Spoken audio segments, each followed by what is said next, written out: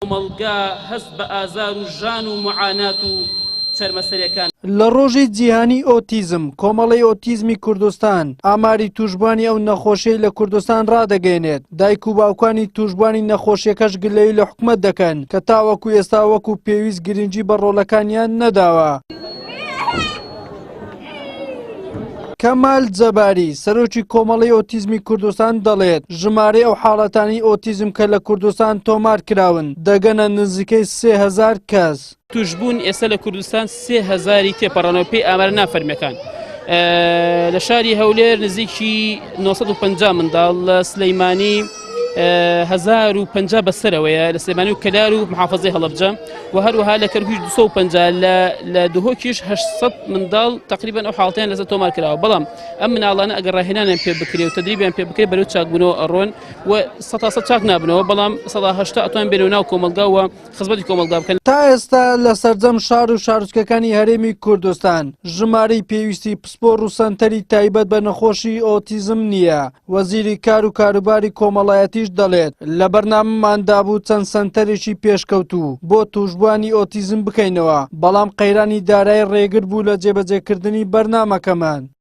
سنتەرێ لە مرکزی پارێزگای سلێمانیە و یەک لە هەولێرە و یەک لە دۆکە لە پلانی وەزارەتمان بوو کە سنتەرەکان لە تەواوی شارەکانی تر و لە پارێزگای هەڵەبجە و لە گەرمیانش هەبیان بێ، بەڵام بەهۆی ئەو قەیرانەدارایی نەتواندراوە ئەم میلاکاتە زیاد بکرێ. بەڵام ئێمە کۆمەڵێ خوبەرایی پسپۆری نێودەوڵەتیمان هێنا کە لە ساڵی ڕابردوو تەدریبمان بە 120 فەرمانبەری خۆمان کرد و لەگەڵ وەزارەتی پەروەردە دانیشتوون کە تربیەی تایبەت بکەینەوە. کە سوکاری توشبوانی ئۆتیزمیش دەڵێن هەر کەسێک منداڵێکی ئۆتیزمی لە ماڵەوە بێت ئیسراحەتی نامێنێت، بۆیە پێویستە حکوومەتی هەرێمی کوردستان گرنگی زیاتر بە توشبوانی ئەو نەخۆشیە بدات تاوەکو کەمێک لە ڕێژەی نەخۆشیەکان کەم ببێتەوە و بتوانن تێکەڵی کۆمەلگا بن.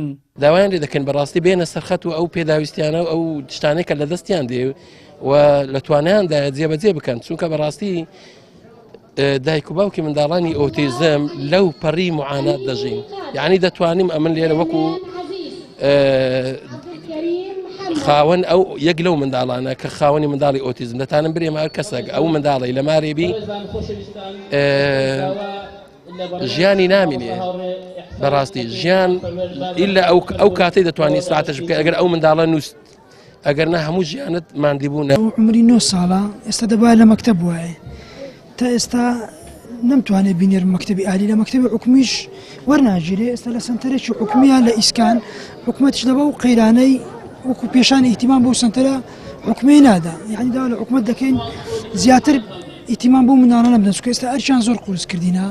ئۆتیزم بریتە لە تێکچوون و ئالۆزبوونی دەمارەکانی مێشک. کەسی توشبوو بە باشی توانای قسەکردن و پەیوەندە کۆمەڵایەتیەکانی نابێت. لە ڕەگەزی نێر زیاترە تاوەکو مێ هاوکات بەپێی داتاکانی ڕێکخراوی تەندروستی جیهانی لە هەر 160 منداڵ یەکێکیان تووشی ئۆتیزم دەبێت. بەڵام ئەو ئامارەی کوردستان دەری دەخات ژمارەکە لە باشووری کوردستان زۆر لەوە کەمترە. وەلی سەلیم، کەناڵی ئاسمانی پێم، هەولێر.